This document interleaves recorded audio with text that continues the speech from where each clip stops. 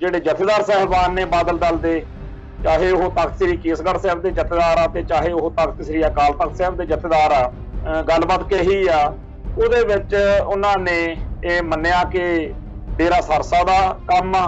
ਦੂਜੀ ਗੱਲ ਉਹਨਾਂ ਨੇ ਇਹ ਕਹਿਤੀ ਆ ਵੀ ਜਿਹੜਾ ਹੈਗਾ ਇਨਸਾਫ ਨਹੀਂ ਮਿਲ ਰਿਹਾ, ਵੀ ਠੀਕ ਆ ਫਿਰ ਜੇ ਇਨਸਾਫ ਨਹੀਂ ਮਿਲ ਰਿਹਾ ਤਾਂ ਫਿਰ ਸਿੰਘਾਂ ਨੂੰ ਆਪ ਜਿਹੜਾ ਹੈਗਾ ਮੈਦਾਨ ਵਿੱਚ ਆਉਣਾ ਚਾਹੀਦਾ ਤੇ ਇਹ ਸਾਰੀ ਗੱਲ ਦਾ ਕੋਈ ਹੱਲ ਜਿਹੜਾ ਹੈਗਾ ਇਹੋ ਜਿਹਾ ਹੋਣਾ ਚਾਹੀਦਾ। ਤੇ ਉਹ ਹੱਲ ਤਾਂ ਫਿਰ ਖਾਲਿਸਤਾਨ 'ਚ ਹੀ ਆ। ਖਾਲਿਸਤਾਨ ਦੇ ਵਿੱਚ ਤਾਂ ਕਿਸੇ ਹੋਰ ਧਰਮ ਦੇ ਗ੍ਰੰਥ ਦੇ ਬਾਰੇ ਜਾਂ ਕਿਸੇ ਧਰਮ ਸਥਾਨ ਬਾਰੇ ਵੀ ਨਹੀਂ ਇਹੋ ਜਿਹੀ ਗੱਲ ਕੋਈ ਸੋਚ ਸਕੂਗਾ ਕਿ ਉੱਥੇ ਬੇਅਦਬੀ ਕਰਕੇ ਸੁੱਕਾ ਬਚਿਆ ਜਾ ਸਕਦਾ, ਜਦੋਂ ਕਿ ਹੁਣ ਤਾਂ ਗਰੰਟੀਆਂ ਨੇ। ਇਸ ਮੁਲਕ ਨੂੰ ਅਸੀਂ ਆਪਦਾ ਮੁਲਕ ਮੰਨ ਕੇ 1947 'ਚ ਇੱਥੇ ਰਹਿਣ ਲਈ ਆਏ ਸੀ ਭਾਰਤ ਵਿੱਚ।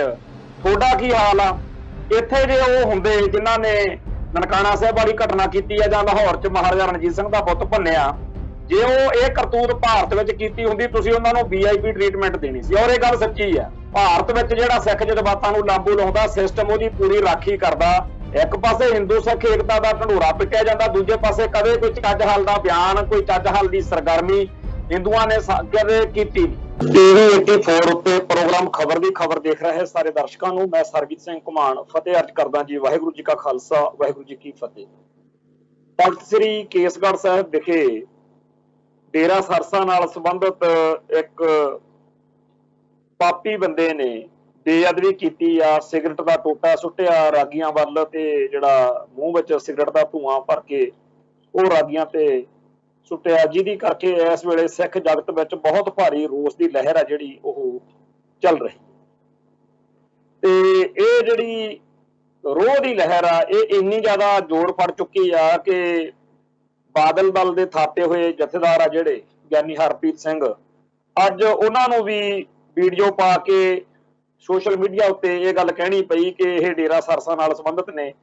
ਜਦੋਂ ਪਿੱਛੇ ਬਰਗਾੜੀ ਬੇਅਦਬੀ ਹੋਈ ਆ ਜਾਂ ਬਾਦਲ ਦਲ ਦੇ ਰਾਜ ਵਿੱਚ ਹੋਰ ਬੇਅਦਬੀਆਂ ਹੋਈਆਂ ਨੇ, ਉਦੋਂ ਜਥੇਦਾਰ ਜਿਹੜੇ ਸੀ ਤਖਤ ਸਾਹਿਬਾਨ ਦੇ ਜਥੇਦਾਰ ਤੋਂ ਲੈ ਕੇ ਹੇਠਲੇ ਆਮ ਅਕਾਲੀ ਬਾਦਲ ਦਲ ਦੇ ਜਿਹੜੇ ਵਰਕਰ ਤੇ ਐਕਟਿਵਿਸਟ ਸਾਰੇ ਆਗੂ ਉਹ ਪੂਰਾ ਜ਼ੋਰ ਲਾ ਕੇ ਇਹ ਗੱਲ ਦੇ ਉੱਤੇ ਮਿੱਟੀ ਪਾਉਣ ਦੇ ਯਤਨ 'ਚ ਰਹੇ ਕਿ ਇਹ ਡੇਰਾ ਸਰਸਾ ਨਾਲ ਗੱਲ ਨਹੀਂ ਸੰਬੰਧਿਤ ਜਾਂ ਇਹ ਤਾਂ ਜੀ ਕਿਸੇ ਹੋਰ ਬੰਦੇ ਦਾ ਕੰਮ ਆ। ਸਿੱਖਾਂ ਦੇ ਨੌਜਵਾਨ ਬੱਚਿਆਂ ਨੂੰ ਟਾਰਗੇਟ ਕਰਦੇ ਰਹੇ ਵੀ ਇਹਨਾਂ ਦਾ ਕੰਮ ਆ।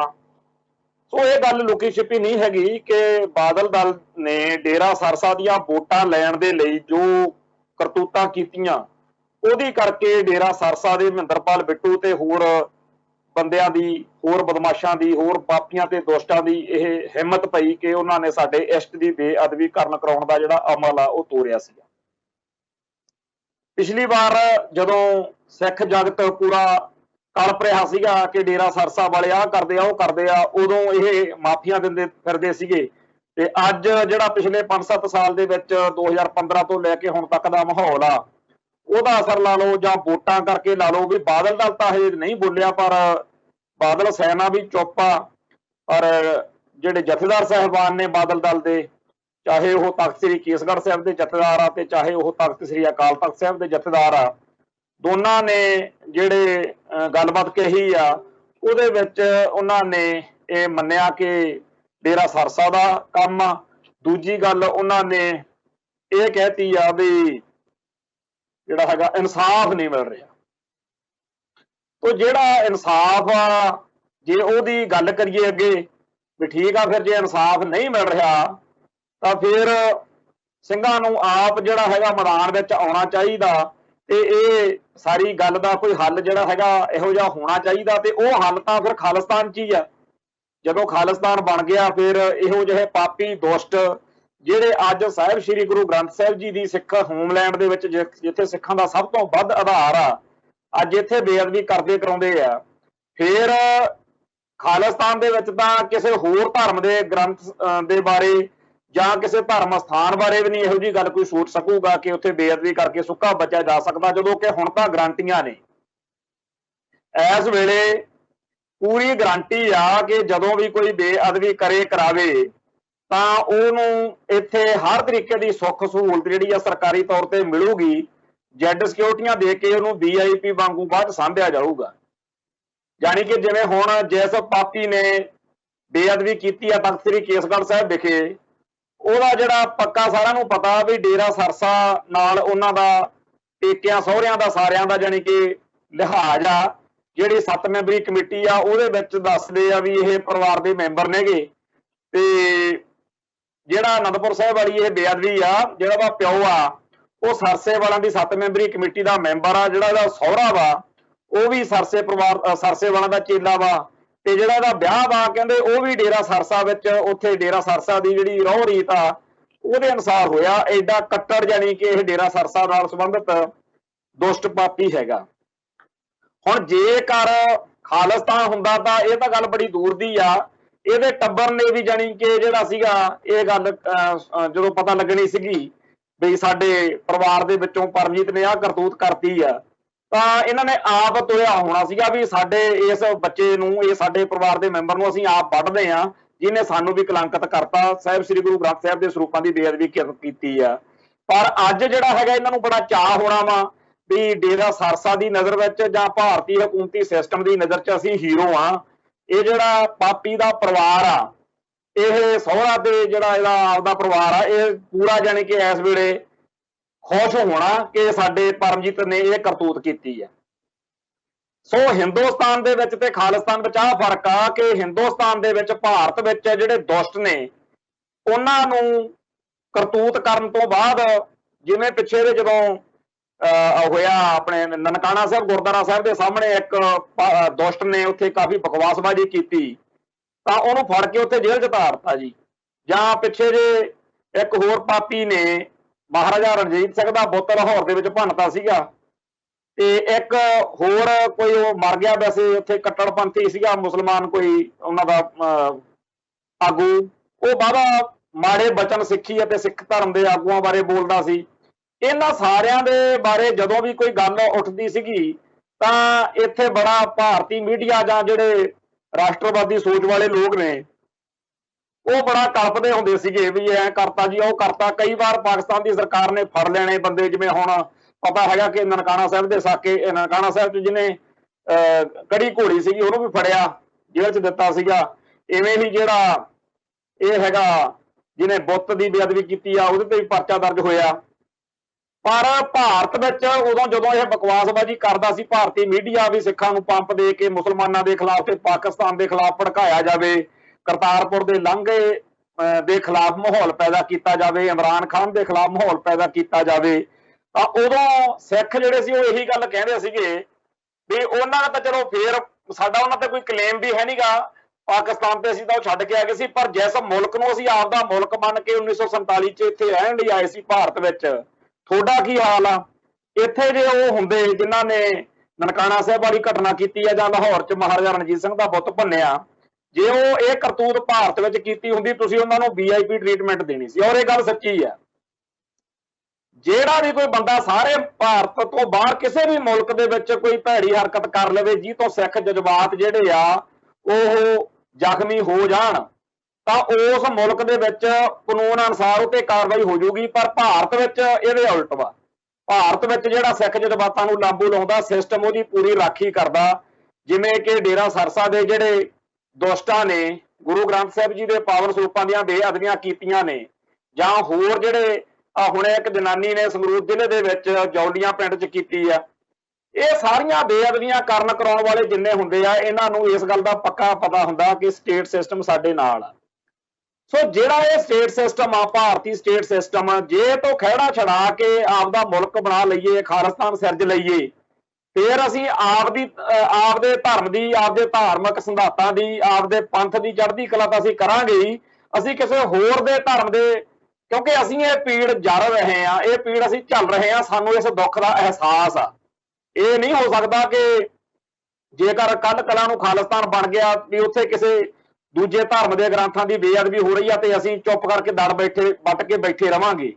ਆ ਜਦੋਂ ਹਿੰਦੂ ਭਾਈਚਾਰਾ ਜਿਹੜਾ ਭਾਰਤ ਦਾ ਸਭ ਤੋਂ ਵੱਡੀ ਬਹੁ ਗਿਣਤੀ ਵਾਲਾ ਭਾਈਚਾਰਾ, ਜਦੋਂ ਇਹਨਾਂ ਦੀ ਗੱਲ ਕਰਦੇ ਆ, ਇਹ ਕਦੇ ਵੀ ਬੇਅਦਬੀਆਂ ਦੇ ਮਾਮਲੇ ਉੱਤੇ ਜਾਂ ਕਿਸੇ ਹੋਰ ਗੱਲ ਤੇ ਹੋਣਾ ਤਾਂ ਇਹਨਾਂ ਨੂੰ ਚਾਹੀਦਾ ਕਿ ਸਿੱਖਾਂ ਦੇ ਮਨਾਂ ਵਿੱਚ ਇਹ ਗੱਲ ਨਾ ਆਵੇ ਕਿ ਦੇਖੋ ਸਾਡੇ ਨਾਲ ਬੇਅਦਬੀਆਂ ਹੋ ਰਹੀਆਂ ਨੇ। ਇੱਕ ਪਾਸੇ ਹਿੰਦੂ ਸਿੱਖ ਏਕਤਾ ਦਾ ਢੰਡੋਰਾ ਪਿੱਟਿਆ ਜਾਂਦਾ, ਦੂਜੇ ਪਾਸੇ ਕਦੇ ਕੋਈ ਚੱਜ ਹੱਲ ਦਾ ਬਿਆਨ, ਕੋਈ ਚੱਜ ਹੱਲ ਦੀ ਸਰਗਰਮੀ ਹਿੰਦੂਆਂ ਨੇ ਕਦੇ ਕੀਤੀ ਨਹੀਂ। ਕਦੇ ਇਹਨਾਂ ਨੇ ਇਸ ਗੱਲ ਦੇ ਵੱਲ ਧਿਆਨ ਨਹੀਂ ਦਿੱਤਾ। ਉਹ ਆ ਕੇ ਕਹਿਣਗੇ ਜੀ ਦਰਬਾਰ ਸਾਹਿਬ ਤੇ ਸਾਡਾ ਵੀ ਹੱਕ ਆ, ਅਸੀਂ ਵੀ ਗੁਰੂ ਸਾਹਿਬਾਨ ਨੂੰ ਬਹੁਤ ਮੰਨਦੇ ਆ, ਸਿੱਖ ਤਾਂ ਹਿੰਦੂਆਂ ਚੋਂ ਨਿਕਲੇ ਨੇ, ਹਿੰਦੂ ਸਿੱਖ ਏਕਤਾ ਜਿੰਦਾਬਾਦ, ਹਿੰਦੂ ਸਿੱਖ ਏਕਤਾ ਬਣੀ ਰਹਿਣੀ ਚਾਹੀਦੀ ਆ, ਇਹ 9 ਮਾਸ ਦਾ ਰਿਸ਼ਤਾ। ਜਿਹੜੀਆਂ ਇਹ ਪਖੰਡਬਾਜ਼ੀਆਂ ਜੀਆਂ ਨੇਗੀਆਂ ਇਹ ਫਿਰ ਇਹੋ ਜਿਹੇ ਵੇਲੇ ਜਦੋਂ ਸਾਡੇ ਇਸ਼ਟ ਦੀ ਬੇਅਦਬੀ ਹੋ ਰਹੀ ਹੁੰਦੀ ਆ, ਉਦੋਂ ਪਤਾ ਨਹੀਂ ਕਿੱਥੇ ਚਲੇ ਜਾਂਦੀ ਆ। ਸਾਨੂੰ ਬੜੀਆਂ ਮੱਤਾਂ ਦਿੱਤੀਆਂ ਜਾਂਦੀਆਂ ਕਿ ਹਿੰਦੂ ਬੜੇ ਭਲੇ ਨੇ, ਹਿੰਦੂ ਬੜੇ ਚੰਗੇ ਨੇ। ਉਹ ਚੰਗੇ ਹਿੰਦੂ ਜਦੋਂ ਆਹ ਸਾਰਾ ਵਾਪਰ ਰਿਹਾ ਹੁੰਦਾ ਘਟਨਾਕ੍ਰਮ, ਉਦੋਂ ਪਤਾ ਨਹੀਂ ਕਿੱਥੇ ਚਲੇ ਜਾਂਦੇ ਆ।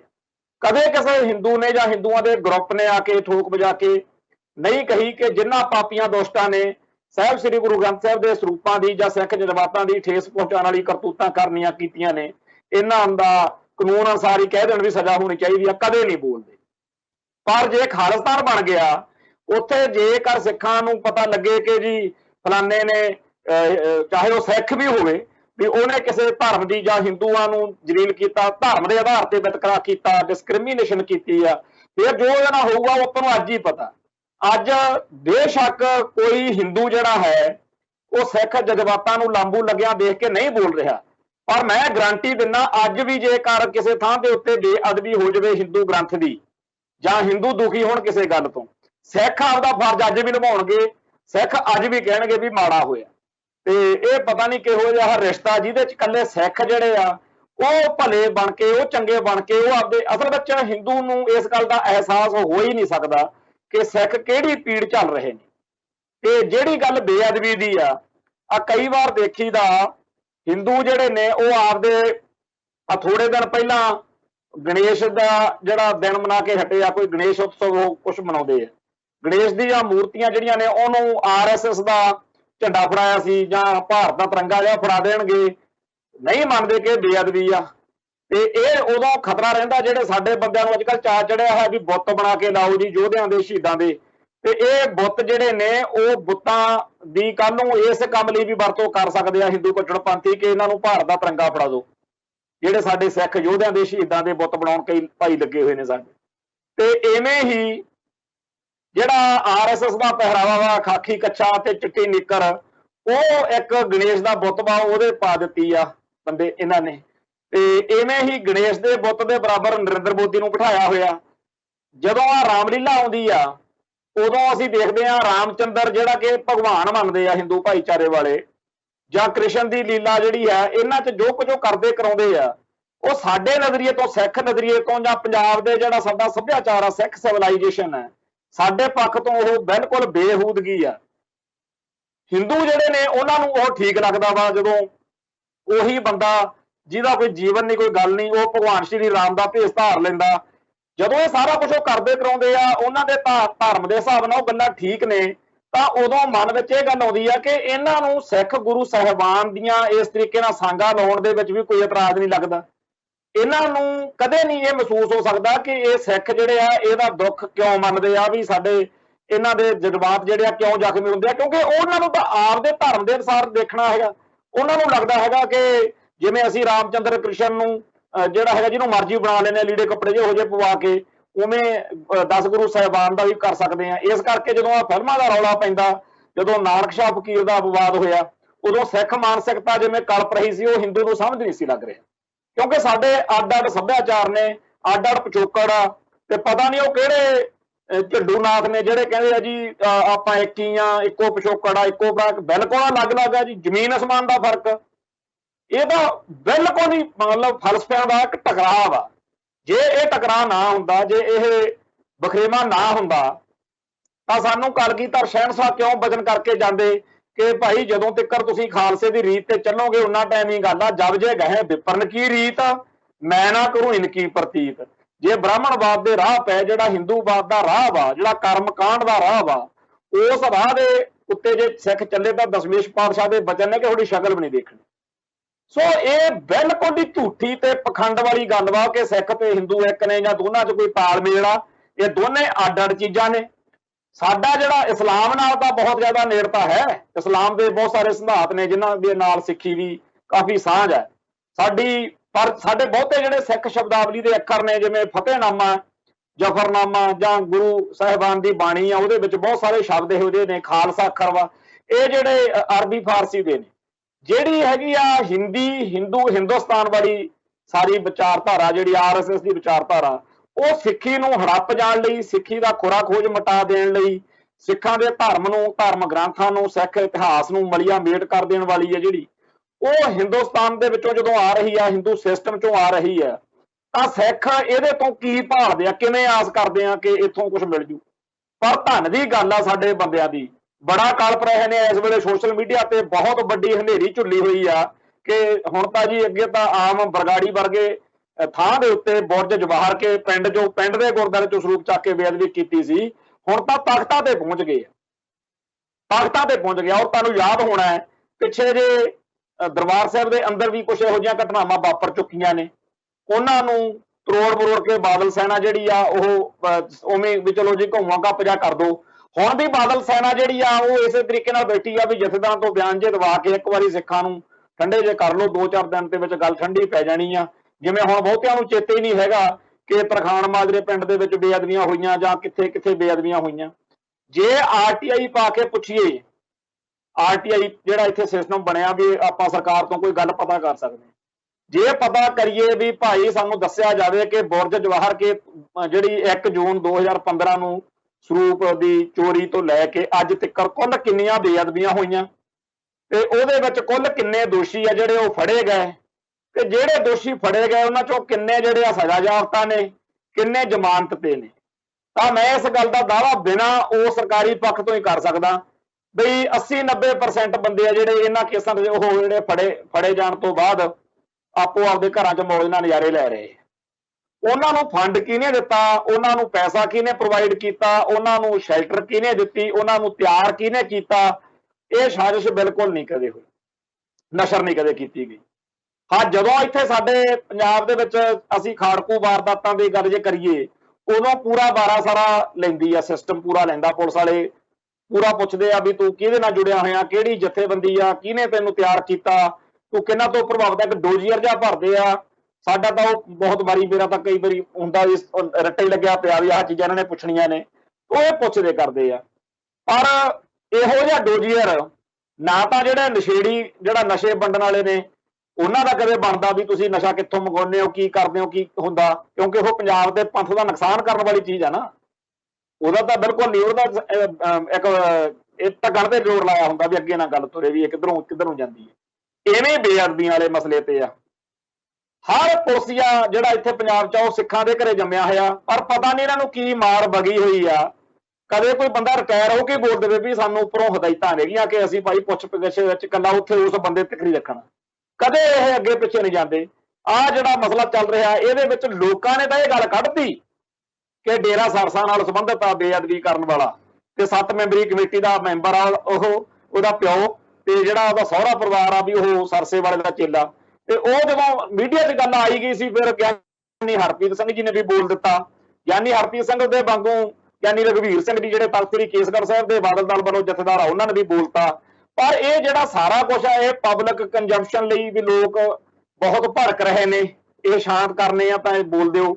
ਪਰ ਜਿਹੜੀ ਗੱਲ ਆ ਵੀ ਇਹ ਸਾਰੇ ਜਿਹੜੇ ਜਥੇਦਾਰ ਵੀ ਕਹਿ ਰਹੇ, ਫਿਰ ਤੱਤੀ ਗੱਲ ਕਹਿ ਕੇ ਠੰਡੇ ਕਰਨੇ ਸੀ ਨਾ, ਉਹ ਗੱਲਾਂ ਜਿਹੀਆਂ ਕਹਿਦੀਆਂ ਵੀ ਜੀ ਸਰਕਾਰ ਜੇ ਇਨਸਾਫ ਨਹੀਂ ਦਊਗੀ ਅਸੀਂ ਆਪ ਕਰਾਂਗੇ, ਇਦਾਂ ਦੀਆਂ ਗੱਲਾਂ ਗੁੱਲਾਂ ਕਰਕੇ ਡੰਗ ਦੇ ਸਰ ਨੂੰ ਫਿਰਦੇ ਆ। ਪਰ ਨਾਲ ਦੀ ਨਾਲ ਜਿਹੜਾ ਸੋਸ਼ਲ ਮੀਡੀਆ ਤੇ ਲੋਕਾਂ ਦੀ ਗੱਲ ਆ, ਲੋਕ ਵੀ ਬੜੇ ਕਹਿੰਦੇ ਆ, ਕੋਈ ਕਹਿੰਦਾ ਜੀ ਗੁਲਾਮੀ ਦਾ ਅਹਿਸਾਸ ਕਰਾ ਰਹੇ ਨੇ, ਕੋਈ ਕਹਿੰਦਾ ਵੀ ਆਪਾਂ ਨੂੰ ਆਪ ਵੱਢਣੇ ਚਾਹੀਦੇ ਆ। ਇਹ ਸਾਰੀਆਂ ਗੱਲਾਂ ਜਦੋਂ ਪੜ੍ਹਦੇ ਸੁਣਦੇ ਆ ਤਾਂ ਮਨ ਨੂੰ ਇੱਕ ਗੱਲ ਦੀ ਤਸੱਲੀ ਹੁੰਦੀ ਆ ਵੀ ਹਜੇ ਕਾਣ ਹੈਗਾ ਸਿੱਖਾਂ 'ਚ, ਹਜੇ ਅਣਖ ਬਚੀ ਆ ਮਾੜੀ ਮੋਟੀ। ਇਹ ਨਹੀਂ ਹੈਗਾ ਕਿ ਸਾਰੇ ਬਾਦਲ ਸੈਨਾ ਵਰਗੇ ਬਣ ਗਏ ਜਾਂ ਕਾਂਗਰਸ ਵਰਗੇ ਜਾਂ ਆਮ ਆਦਮੀ ਪਾਰਟੀ ਦੇ। ਔਰ ਇਹ ਬੜੀ ਭੈੜੀ ਸੋਚ ਆ ਕਿ ਇਹ ਜਿਹੜੇ ਸਾਡੇ ਸਿੱਖ ਪਰਿਵਾਰਾਂ ਦੇ ਬੱਚੇ ਬੱਚੀਆਂ, ਸਾਡੇ ਪਰਿਵਾਰ ਸਿੱਖ ਘਰਾਂ ਦੇ ਲੋਕ ਸਿੱਖਾਂ ਦੇ ਵਿੱਚ ਜਨਮ ਲੈ ਕੇ ਕਹਿੰਦਾ ਵੀ ਕਾਂਗਰਸ ਜਾਂ ਮੈਨੂੰ ਕੀ ਲੋੜ ਆ ਜੀ, ਕਿ ਮੈਂ ਬਾਦਲ ਦਲ ਜਾਂ ਜੀ ਮੈਨੂੰ ਕੀ ਲੋੜ ਆ, ਮੈਂ ਤਾਂ ਜੀ ਆਮ ਆਦਮੀ ਪਾਰਟੀ ਜਾਂ ਮੈਨੂੰ। ਉਹ ਭਾਈ ਤੁਸੀਂ ਸਿੱਖ ਦਾ ਹੈਗੇ ਹੋ ਨਾ, ਤਖਤ ਸ੍ਰੀ ਕੇਸਗੜ੍ਹ ਸਾਹਿਬ ਆ ਜਾਂ ਸਾਡੇ ਸਾਰੇ ਸਿੱਖ, ਸਾਰੇ ਹਰੇਕ ਸਿੱਖ ਚਾਹੇ ਉਹ ਕਿਸੇ ਵੀ ਸਿਆਸੀ ਪਾਰਟੀ 'ਚ ਆ, ਕਿਸੇ ਵੀ ਸਿਆਸੀ ਖਿਆਲ ਦਾ ਵਾ, ਉਹਨੂੰ ਇਸ ਗੱਲ ਦਾ ਦਰਦ ਹੋਣਾ ਚਾਹੀਦਾ। ਉਹ ਆਪਾਂ ਉਹਦੀਆਂ ਪਾਰਟੀਆਂ ਦੇ ਵੱਲੋਂ ਸਗਾ ਤੇ ਮੋਹਰੀ ਤੋਂ ਮੋਹਰੀ ਹੋ ਕੇ ਇਸ ਗੱਲ ਦੀ ਵਿਰੋਧਤਾ ਕਰਨ ਕਿ ਕਿਉਂ ਬੇਅਦਬੀਆਂ ਹੋ ਰਹੀਆਂ ਨੇ। ਪਰ ਇਹ ਪਤਾ ਨਹੀਂ ਕਿੱਥੋਂ ਸੋਚ ਆ ਗਈ ਕਿ ਜੀ ਇਹ ਕੰਮ ਤਾਂ ਜਿਹੜਾ ਹੈਗਾ ਆਮ ਪੰਥਕ ਲੋਕਾਂ ਦਾ ਹੀ ਹੈ।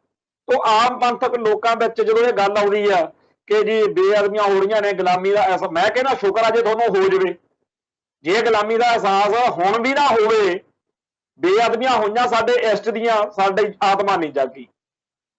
ते साडे आ जिहड़ा 1984 का घल्लू घारा सीगा, जदों दुश्मन ने वपराया तां उस घल्लू घारे ने पंजाब की जवानी नूं इउं जगाया कि असीं घट्टो घट 10-15 साल दिल्ली नूं बिरता पाई रखी ते दुश्मनां दे आहू लथदे रहे। बेशक भारती मीडिया ते उहदे पिछ लग जिहड़े लोक ने वो कहते रहन जी टैरोरिज्म सी, अतवाद सी, वो ऐ हो गया, वो हो गया, जो मर्जी वो कह सकते, उन्हों की मौज आ। अगलियां दा मीडिया वा वो दोस्त नूं दुश्मन ते दुश्मन नूं दोस्त बना देण दे समर्थ ने। पर सानू पता वो की सी, सिखां नूं पता। सिखां दे इतिहास विच 1984 ने सिख आत्मा नूं जगाया, सिखां नूं चेते आया कि साडा मुल्क होना चाहिए। ਜਿਹੜੇ संत ਗਿਆਨੀ ਜਰਨੈਲ ਸਿੰਘ जी खालसा ਭਿੰਡਰਾਂਵਾਲਾ ਦੇ ਬਚਨ ਸੀਗੇ कि जे दरबार साहब ते हमला हो गया तो खालिस्तान की नींह रखी जाऊगी, उस बचन नूं पूरा करन दे लई खालसे ने आपदा जिहड़ा जौहर आ वो दिखाया। दिल्ली दे विच जां सारे भारत विच, भारत तो बाहर सारे संसार विच जिथे भी कोई पंथ दुखी बैठा सी, धुरतड़ियां आउंदियां होंदियां सी, रातां नूं नींद नहीं सी आउंदी। KPS गिल मरनी मर गया, पर उहनूं जुरत नहीं सी पैंदी जदों उहदा जिथे उन्हें जाना किसी भी थां दे उत्ते, चाहे उन्हें वाशरूम च जाना होवे, उत्थे पहलों चैक कर लई उहदे घर दी सिक्योरिटी, जो कुछ सारा कुछ आपां नूं पता ही है। सो जिहड़ा 1984 दे घल्लू घारे ने सिखां नूं जगाया सी, उहदे तो इंडिया ने एक सबक लिया कि इन्हां नूं ऐ वड्डे तौर दे उत्ते झटका मार के तां इह अपना खराब हो जांदा काम, इन्हां नूं हौली हौली मारो।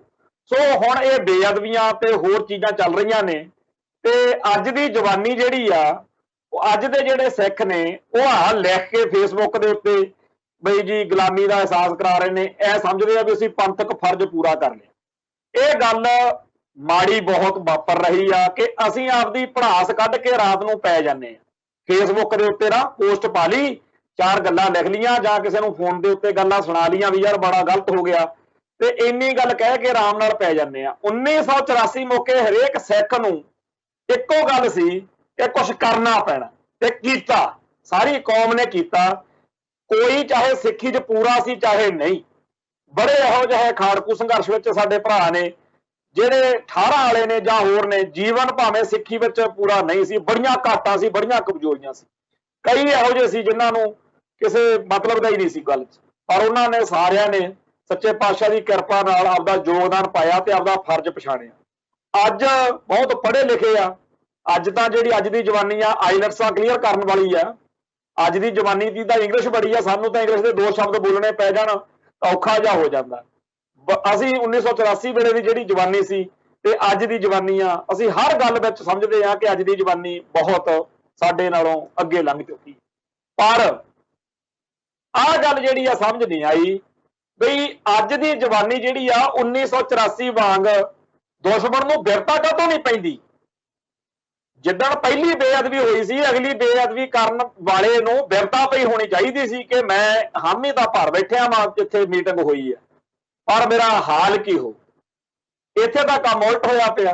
हरेक बेअदबी तो बाद नवीं बेअदबी करन वाले दा हौसला खुल रहा। हालात वो किवें बनणगे कि बेअदबी करन वालियां दे दहशत पई होवे, दिल च दहशत पाउणी पऊगी। और वो दहशत जिहड़ी आ ज्ञानी हरप्रीत सिंह भी कहंदे आ भी पैणी चाहीदी आ, वो ज्ञानी रघुवीर सिंह भी ते सारी सिख कौम कह रही है कि भाई जिन्ना टाइम वो जिहड़े दुष्ट ते पापी लोग आ वो बेअदबियां कर रहे ने, जिन्ना टाइम उन्हां नूं हटाउण जोगा हटाउण वाला माहौल नहीं सिरजा जांदा, इन्हां ने हटना नहीं। भारतीय हुकूमती तंत्र ने तां हटाउणा नहीं जी, उन्हां नूं तां कोई लोड़ नहीं। ते आपां समझ लिया कि फेसबुक के उत्ते पोस्ट पा के सार लिया जी, ते आपां आराम नाल पाओ। भाई ये कोई ਜਿਹੜਾ ਹੈਗਾ ਝੋਨਾ ਬੀਜਣ ਵਾਲਾ ਕੰਮ नहीं हैगा बई ਆਪਾਂ ਬਾਹਰੋਂ ਆਈ ਲੇਬਰ ਨੂੰ ਠੇਕਾ ਦੇ ਦੇਵਾਂਗੇ ਤੇ ਉਹ ਝੋਨਾ ਲਾ ਦੇਣਗੇ ਤੇ ਮੁੜ ਕੇ ਕੰਬਾਈਨ ਲੈ ਕੇ ਵਢਾ ਲਾਂਗੇ। ਇਹ ਤਾਂ ਆਪ ਦਾ ਸਿਰ ਆਪ ਗੁੰਦਣਾ ਪੈਂਦਾ ਹੁੰਦਾ। ਕੌਮਾਂ ਦੇ ਮਸਲੇ ਕੌਮ ਦੇ ਲੋਕਾਂ ਨੂੰ ਹੀ ਹੱਲ ਕਰਨੇ ਪੈਂਦੇ ਹੁੰਦੇ ਆ। ਪਤਾ ਨਹੀਂ ਅਸੀਂ ਕੀ ਤੋਂ ਆਸ ਲਾਈ ਬੈਠੇ ਆ। ਕੋਈ ਕਹਿੰਦਾ ਹੈਗਾ ਸੰਤ ਭਿੰਡਰਾਂ ਵਾਲੇ ਆ ਜਾਣ, ਉਹ ਐਂ ਕਰ ਦੇਣ ਇਹੋ ਜਿਹੇ ਗਾਣੇ ਗੂਣੇ ਗਾ ਕੇ। ਕੋਈ ਕਹਿੰਦਾ ਜੀ ਬਾਜਾ ਬਾਲਿਆ ਬਾਜ ਨੂੰ ਭੇਜ ਮੁੜ ਕੇ ਤਿੱਤਰ ਫਿਰ ਉਡਾਰੀਆਂ ਮਾਰਦੇ ਨੇ। ਤੇ ਕੋਈ ਕਹਿੰਦਾ ਜੀ ਘਾਟ ਕੌਮ ਵਿੱਚ ਰੜ ਕੇ ਮੋਟਰਸਾਈਕਲ ਵਾਲਿਆਂ ਦੀ। ਕੋਈ ਖਾੜਕੂਆਂ ਨੂੰ ਆਵਾਜ਼ਾਂ ਮਾਰ ਰਿਹਾ, ਕੋਈ ਸੰਤ ਭਿੰਡਰਾਂ ਵਾਲਿਆਂ ਨੂੰ ਆਵਾਜ਼ਾਂ ਮਾਰ ਰਿਹਾ, ਕੋਈ ਬਾਜਾਂ ਵਾਲੇ ਦਾ ਬਾਜ ਉਡੀਕੀ ਜਾਂਦਾ। ਉਹ ਭਾਈ ਆਪਾਂ ਨੂੰ ਤਾਂ ਹਿੰਦੂਆਂ ਨੂੰ ਤਾਂ ਫੇਰ ਲਾਰਾ ਲਾਇਆ ਹੋਇਆ, ਕ੍ਰਿਸ਼ਨ ਮਹਾਰਾਜ ਨੇ ਕਿਹਾ ਹੋਇਆ ਵੀ ਜੇਕਰ ਤੁਹਾਡਾ ਹਿੰਦੂ ਧਰਮ ਵਿੱਚ ਖਤਰੇ 'ਚ ਆ ਗਿਆ ਤਾਂ ਫਿਰ ਮੈਂ ਆ ਕੇ ਸਾਰੇ ਮਸਲੇ ਹੱਲ ਕਰ ਦੂੰ। ਆਪਾਂ ਨੂੰ ਤਾਂ ਕਿਸੇ ਨੇ ਇਹੋ ਜਿਹਾ ਲਾਰਾ ਨਹੀਂ ਲਾਇਆ ਹੋਇਆ। ਆਪਣਾ ਤਾਂ ਫਰਜ਼ ਬਣਦਾ ਹੈ ਕਿ ਆਪ ਆਪਦਾ ਸਿਰ ਗੁੰਦਣਾ ਹੈ। ਪਤਾ ਨਹੀਂ ਕਿਹਨੂੰ ਉਡੀਕ ਰਹੇ ਆ, ਕਿਸੇ ਨੇ ਨਹੀਂ ਆਉਣਾ। ਆਪ ਦਾ ਅੰਦਰੋਂ ਬਾਜ ਆਪ ਪੈਦਾ ਕਰਨਾ ਪੈਣਾ। ਸੰਤ ਭਿੰਡਰਾਂ ਵਾਲਿਆਂ ਵਰਗੀ ਜੁਰਤ, ਸਿੱਖ ਜੁਝਾਰੂਆਂ ਵਰਗੀ ਜੁਰਤ, ਮੋਟਰਸਾਈਕਲ ਵਾਲਿਆਂ ਵਾਲੀ ਜੁਰਤ ਆਪਦੇ ਅੰਦਰ ਪੈਦਾ ਕਰਨੀ ਪੈਣੀ ਹੈ।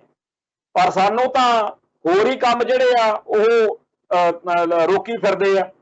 ਤੇ ਜਦੋਂ ਆਉਂਦੀ ਆ ਕੌਮ ਦੀ ਗੱਲ, ਆਪਾਂ ਨੂੰ ਆ ਪਰਿਵਾਰ ਨਿਯੋਜਨ ਨਹੀਂ ਮਾਰ ਲਿਆ। ਪਹਿਲਾਂ 5-5 6-6 ਨਿਆਣੇ ਹੁੰਦੇ ਸੀ।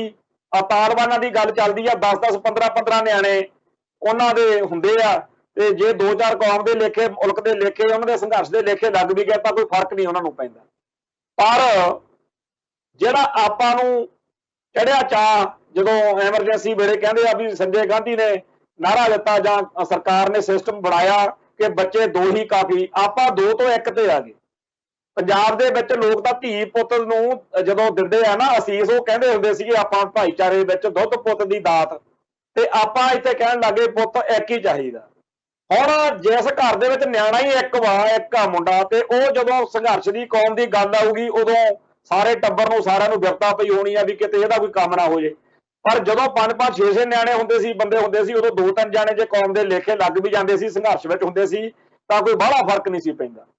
ਮੈਂ ਕਈ ਪਿਛਲੇ ਦੌਰ ਦੇ ਬਜ਼ੁਰਗਾਂ ਨੂੰ ਇਹ ਗੱਲ ਕਹਿੰਦਿਆਂ ਸੁਣਦਾ ਕਿ ਉਹ ਜਦੋਂ ਕਹਿੰਦੇ ਆ ਵੀ ਅਸੀਂ 7 ਭਰਾ ਸੀ, ਕੋਈ ਕਹਿੰਦਾ ਅਸੀਂ 5 ਭੈਣ ਭਰਾ ਸੀ। ਪਰ ਅੱਜ ਦੇ ਸਮੇਂ ਦੇ ਵਿੱਚ ਅਸੀਂ ਇਹ ਚੀਜ਼ ਵੱਲੋਂ ਬਹੁਤ ਵੱਡੀ ਮਾਰ ਖਾ ਰਹੇ ਹਾਂ। ਇੱਕ ਤਾਂ ਸਾਡੀ ਕੌਮ ਦਾ ਬਹੁਤ ਵੱਡਾ ਹਿੱਸਾ ਜਿਹੜਾ ਹੈ ਉਹ 1978 ਤੋਂ ਬਾਅਦ ਵਿੱਚ ਨਸਲਕੁਸ਼ੀ ਦੀ ਭੇਟ ਚੜ ਗਿਆ, ਕਤਲੇਆਮ ਹੋ ਗਿਆ ਸਾਡੀ ਕੌਮ ਦਾ। ਦੂਜਾ, ਅਸੀਂ ਬਾਹਰ ਜਿਹੜਾ ਹੈਗਾ ਬਹੁਤ ਵੱਡੀ ਗਿਣਤੀ ਵਿੱਚ ਚਲੇ ਗਏ, ਪਲਾਇਨ ਸਾਡਾ ਬਹੁਤ ਵੱਡੇ ਪੱਧਰ ਤੇ ਮਾਈਗ੍ਰੇਸ਼ਨ ਹੋ ਰਹੀ ਹੈ। ਤੀਜਾ, ਜਿਹੜਾ ਬਚੇ ਹੋਏ ਨੇ ਉਹ ਅਸੀਂ ਨਸ਼ਿਆਂ ਦੀ ਭੇਟ ਚੜ ਰਹੇ ਹਾਂ, ਅਯਾਸ਼ੀਆਂ ਬਦਮਾਸ਼ੀਆਂ ਦੇ ਭੇਟ ਚੜ ਰਹੇ ਹਾਂ। ਚੌਥਾ ਜਿਹੜਾ ਹੈ ਉਹਦੇ ਵਿੱਚ ਇਹ ਹੈਗਾ ਕਿ ਭਾਰਤ ਮਾਤਾ ਕੀ ਜੈ ਕਹਿਣ ਵਾਲੇ ਵੱਧ ਰਹੇ ਆ, ਤੇ ਜਿਨ੍ਹਾਂ ਨੇ ਪੰਥ ਦੀ ਸੇਵਾ ਕਰਨੀ ਸੀ, ਜਿਨ੍ਹਾਂ ਨੇ ਕੌਮ ਲਈ ਲੜਨਾ ਮਰਨਾ ਸੀ, ਉਹ ਹੈ ਕਿੱਥੇ? ਸੋ ਅੱਜ ਦੇ ਸਮੇਂ ਦੇ ਵਿੱਚ ਜਦੋਂ ਬੇਅਦਬੀਆਂ ਜਿਹੜੀਆਂ ਨੇ ਉਹ ਤਖਤ ਸਾਹਿਬਾਨ ਤੱਕ ਪਹੁੰਚ ਚੁੱਕੀਆਂ ਨੇ, ਜਦੋਂ ਹੁਣ ਸਾਨੂੰ ਇਹ ਪਤਾ ਵੀ ਲੱਗ ਗਿਆ ਕਿ ਗੁਲਾਮੀ ਦਾ ਅਹਿਸਾਸ ਕਰਾ ਰਹੇ ਆ, ਭਾਈ ਜਾਗ ਪਈਏ। ਤੇ ਜੇ ਕਹੀਏ ਵੀ ਨੌ ਜੀ ਇਹਦਾ ਬਾਦਲ ਨੇ ਆਖਿਆ, ਤਾਂ ਬਾਦਲ ਨੂੰ ਗਾਲਾਂ ਕੱਢ ਕੇ, ਬਾਦਲ ਸੈਨਾ ਨੂੰ ਭੰਡ ਕੇ, ਕਾਂਗਰਸੀਆਂ ਨੂੰ ਮਾੜਾ ਕਹਿ ਕੇ ਫਿਰ ਆਪਾਂ ਆਪਦੇ ਫਰਜ਼ ਪੂਰੇ ਹੋ ਗਏ ਆਪਣੇ? ਫਿਰ ਆਪਣਾ ਸਰ ਜੂਗਾ ਇਸ ਗੱਲ ਦੇ ਨਾਲ? ਮਾੜੇ ਨੂੰ ਮਾੜਾ ਕਹਿਤਾ, ਬਹੁਤ ਵੱਡੀ ਗੱਲ ਕਰ ਲਈ ਹੈ ਜੀ ਆਪਾਂ ਇੰਨੀ ਗੱਲ ਨਾਲ। ਆਪਾਂ ਨੂੰ ਉਹ ਮਾਹੌਲ ਸਿਰਜਣਾ ਪੈਣਾ। ਕਿਵੇਂ ਸਿਰਜਣਾ, ਇਹੀ ਸੋਚਣ ਦੀ ਲੋੜ ਹੈ। ਇਹ ਨਹੀਂ ਕਿ ਅਸੀਂ ਕਹੀਏ ਕਿ ਗਨ ਚੱਕ ਲਓ ਜਾਂ ਗਨ ਨਾ ਚੱਕੋ। ਅਸੀਂ ਨਹੀਂ ਕਹਿੰਦੇ ਵੀ ਆਹ ਕਰੋ ਤੇ ਆਹ ਨਾ ਕਰੋ, ਪਰ ਸਾਨੂੰ ਸਾਡੀ ਕੌਮ ਦੇ ਅੰਦਰ ਇਹ ਗੱਲ ਕਰਨ ਦੀ ਲੋੜ ਹੈ। ਅਸੀਂ ਆਪਦੇ ਅੰਦਰ ਇਹ ਚਰਚਾ ਛੇੜੀਏ ਜਿਹਦੇ ਕਰਕੇ ਉਹ ਮਾਹੌਲ ਬਣੇ ਕਿ ਹਰੇਕ ਜਿਹੜਾ ਸਿੱਖ ਵਾ ਉਹ ਆਪਦੇ ਆਪ ਨੂੰ ਸੁਰੱਖਿਅਤ ਸਮਝੇ। ਤੇ ਇਹਦੇ ਲਈ ਸਭ ਤੋਂ ਪਹਿਲੀ ਤੇ ਸਭ ਤੋਂ ਵੱਡੀ ਜਿਹੜੀ ਗੱਲ ਆ ਉਹ ਇੱਕ ਨਕਾਤੀ ਆ ਕਿ ਇਸ ਸਿਸਟਮ ਤੋਂ ਖਹਿੜਾ ਛਡਾਈਏ। ਹਿੰਦੁਸਤਾਨੀ ਸਿਸਟਮ ਦੀ ਬਜਾਏ ਖਾਲਿਸਤਾਨੀ ਸਿਸਟਮ ਦੇ ਵਿੱਚ ਆਪਦੇ ਆਪ ਨੂੰ ਲੈ ਕੇ ਆਈਏ। ਖਾਲਿਸਤਾਨ ਦੇ ਝੰਡੇ ਨੂੰ ਬੁਲੰਦ ਕਰੀਏ, ਖਾਲਿਸਤਾਨ ਦੇ ਸੰਘਰਸ਼ ਨੂੰ ਬੁਲੰਦ ਕਰੀਏ। ਬੜੇ ਢੰਗ ਤਰੀਕੇ ਆ ਕੌਮ ਦੀ ਸੇਵਾ ਦੇ। ਜਿੱਥੇ ਵੀ ਹੋਵੋ, ਜਿਹੋ ਜਿਹੇ ਮੁਲਕ 'ਚ ਹੋਵੋ, ਜਿਹੜੇ ਵੀ ਲੋਕਾਂ 'ਚ ਵਿਚਰਦੇ ਹੋਵੋ, ਜਿਹੋ ਜਿਹੇ ਮਰਜ਼ਾ ਰੰਗ ਢੰਗ ਰੱਖੋ, ਖਾਓ ਪੀਓ ਜੋ ਮਰਜ਼ੀ, ਪਰ ਖਾਲਿਸਤਾਨ ਦੀ ਗੱਲ ਕਰੀ। ਜਿਹੜਾ ਬੰਦਾ ਕਹਿੰਦਾ ਕਿ ਖਾਲਿਸਤਾਨ ਨਹੀਂ ਬਣਨਾ ਚਾਹੀਦਾ, ਸਮਝ ਲਓ ਉਹ ਚਾਹੁੰਦਾ ਕਿ ਬੇਅਦਬੀਆਂ ਹੁੰਦੀਆਂ ਰਹਿਣ। ਜਿਹੜਾ ਬੰਦਾ ਕਹਿੰਦਾ ਕਿ ਖਾਲਿਸਤਾਨ ਨਹੀਂ ਹੋਣਾ ਚਾਹੀਦਾ, ਉਹ ਸਿੱਖਾਂ ਦੀ ਹੇਠੀ ਕਰਾਉਣ ਨੂੰ ਤਿਆਰ ਹੈ।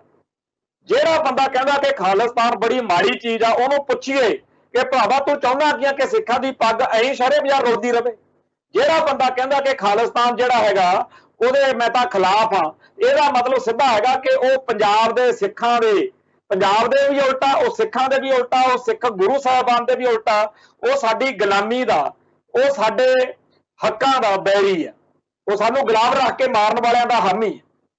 ਉਹ ਸਾਡੇ ਧਰਮ ਦਾ, ਸਾਡੀ ਬੋਲੀ ਦਾ, ਸਾਡੇ ਸੱਭਿਆਚਾਰ ਦਾ, ਸਾਡੇ ਸਾਰੇ ਕਾਸੇ ਦਾ ਭੋਗ ਪੈ ਰਿਹਾ ਹੋਵੇ ਤੇ ਅਸੀਂ ਇੱਥੇ ਹਿੰਦੂ ਸਿੱਖ ਏਕਤਾ ਚੱਕੀ ਫਿਰਦੇ ਹੋਈਏ। ਕਿੱਥੇ ਆ ਉਹ ਹਿੰਦੂ ਸਿੱਖ ਏਕਤਾ? ਕਾਹਦੇ ਨਾਲ ਖਾਈਦੀ ਆ? ਜਦੋਂ ਸਾਡੇ ਇਸ਼ਟ ਦੀ ਬੇਅਦਬੀ ਹੁੰਦੀ ਆ ਉਦੋਂ ਕੋਈ ਹਾਂ ਦਾ ਨਾਰਾ ਵੀ ਨਹੀਂ ਮਾਰਦਾ।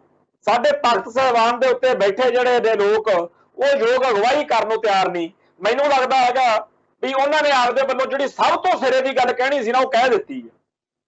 ਹੋਰ ਇਸ ਤੋਂ ਅੱਗੇ ਤਖਤ ਸਾਹਿਬਾਨ ਤੋਂ ਕੀ ਹੋ ਜਾਵੇ? ਉਹਨਾਂ ਕੋਲੇ ਕਿਹੜਾ AK-47 ਦਾ ਜ਼ਖੀਰਾ ਪਿਆ ਜਿਹੜਾ ਚਕਾ ਕੇ ਉਹਨਾਂ ਨੇ ਤੋੜ ਦੇਣਾ ਸਿੱਖਾਂ ਨੂੰ? ਉਹ ਗੱਲ ਹੀ ਕਹਿ ਸਕਦੇ ਆ, ਗੱਲ ਕਹੀ ਜਾਂਦੇ ਆ। ਤੇ ਜੇਕਰ ਇਸ ਮਾਹੌਲ ਦੇ ਵਿੱਚ ਆਪਾਂ ਇਉਂ ਹੀ ਜਿਵੇਂ ਹੁਣ ਕਰ ਰਹੇ ਆ ਵੀ ਫੇਸਬੁੱਕ ਤੇ ਲਿਖ ਲਿਆ, ਗੱਲਾਂ ਬਾਤਾਂ ਮਾਰ ਲੀਆਂ, ਇੱਕ ਦੂਜੇ ਨੂੰ ਸੁਣਾ ਲੀਆਂ ਤੇ ਆਰਾਮ ਨਾਲ ਭੜਾਸ ਕੱਢ ਕੇ ਪੈ ਗਏ। ਜਦੋਂ ਕਿਸੇ ਕੌਮ ਦੇ ਜਿਹੜੇ ਯੋਧੇ ਆ ਨਾ, ਉਹ ਯੋਧਾ ਐਕਸ਼ਨ ਕਦੋਂ ਕਰ ਸਕਦਾ, ਕਦੋਂ ਕਰ ਪਾਉਂਦਾ? ਜਿਹੜੀ ਇਹਦੇ ਅੰਦਰ ਅੱਗ ਹੁੰਦੀ ਆ, ਜਦੋਂ ਉਹਨੂੰ ਉਹ ਸ਼ਾਸਤਰ ਦੇ ਰਾਹੀਂ ਕੱਢਦਾ ਨਾ, ਫਿਰ ਦੁਸ਼ਮਣ ਪੈਰਾਂ 'ਚ ਡਿੱਗਦਾ। ਤੇ ਜਦੋਂ ਕੋਈ ਆਪਦੇ ਅੰਦਰਲੀ ਅੱਗ ਨੂੰ ਰੋ ਕੇ ਵੀ ਮਾਰੇ ਗਏ, ਲੁੱਟੇ ਗਏ ਜੀ, ਬੇਅਦਬੀ ਹੋ ਗਈ, ਬੜਾ ਮਾੜਾ ਹੋ ਗਿਆ, ਜਾਂ ਰੋ ਕੇ ਜਾਂ ਲਿਖ ਕੇ ਜਾਂ ਬੋਲ ਕੇ ਜਦੋਂ ਭੜਾਸ ਕੱਢ ਲੈਂਦਾ ਨਾ, ਫਿਰ ਉਹਦੇ ਤੋਂ ਗਾਹਾਂ ਜਿਹੜਾ ਹੈਗਾ ਉਹ ਹੁੰਦਾ ਵੀ ਮੈਂ ਜਿਹੜਾ ਕੁਝ ਕਰ ਰਿਹਾ ਸੀ ਮੈਂ ਕਰਤਾ। ਸੋ ਅੱਜ ਸਾਡੇ ਸਾਰਿਆਂ ਦਾ ਇਹ ਹਾਲ ਬਣਿਆ ਹੋਇਆ ਕਿ ਅਸੀਂ ਸਾਰਿਆਂ ਨੇ ਇਹ ਮੰਨ ਲਿਆ ਹੋਇਆ ਕਿ ਆਪਾਂ ਸਿਰਫ ਲਿਖਣਾ, ਬੋਲਣਾ ਤੇ ਭੜਾਸ ਕੱਢਣੀ ਆ। ਤੇ ਸਟੇਟ ਨੇ ਇਸ ਚੀਜ਼ ਨੂੰ ਸਮਝ ਲਿਆ ਹੈਗਾ ਕਿ ਸੋਸ਼ਲ ਮੀਡੀਆ ਦਿਓ, ਇਹਨਾਂ ਨੂੰ WhatsApp ਦਿਓ, ਤੇ ਸਾਡੀਆਂ ਕੁੜੀਆਂ ਜਿਹੜੀਆਂ ਨੇ ਉਹ ਉਹਨਾਂ ਨੂੰ ਮੁੰਡਿਆਂ ਨੂੰ ਚਾਅ ਚਾੜਦਾ ਵੀ ਲਓ ਜੀ ਅੱਧ ਨੰਗੇ ਜੋ ਹੋ ਕੇ ਡਾਂਸਰਾਂ ਬਣ ਜੋ, ਗਾਣਾ ਜਿਹਾ ਚੱਲ ਪੈਂਦਾ ਉਹ ਜੀ ਆ ਗਾਣੇ ਦੇ ਉੱਤੇ ਨੱਚ ਲਓ ਜੀ।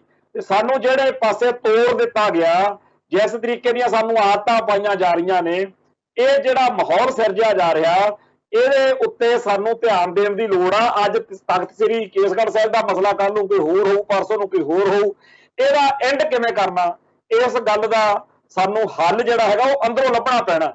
ਇਹ ਨਾ ਕਹੋ ਕਿ ਮੋਦੀ ਸਾਹਿਬ ਹੱਲ ਲੱਭ ਕੇ ਦੇਣਗੇ ਜਾਂ ਭਾਰਤੀ ਸਰਕਾਰ ਹੱਲ ਲੱਭ ਕੇ ਦਊ। ਇਹ ਵੀ ਹੁਣ ਗੱਲ ਭੁੱਲ ਜਾਈਏ ਕਿ ਤਖਤ ਸਾਹਿਬਾਨ ਦੇ ਉੱਤੇ ਜਿਹੜੀਆਂ ਸ਼ਖਸੀਅਤਾਂ ਬਰਾਜਮਾਨ ਨੇ ਵੀ ਉਹ ਕੋਈ ਹੱਲ ਲੱਭ ਕੇ ਲੈ ਕੇ ਦੇਣਗੀਆਂ। ਇਹ ਤਾਂ ਹੁਣ ਕੌਮ ਨੂੰ ਸੁਣਨਾ ਪੈਣਾ, ਤੇ ਕੌਮ ਆਪਾਂ ਹੀ ਆ।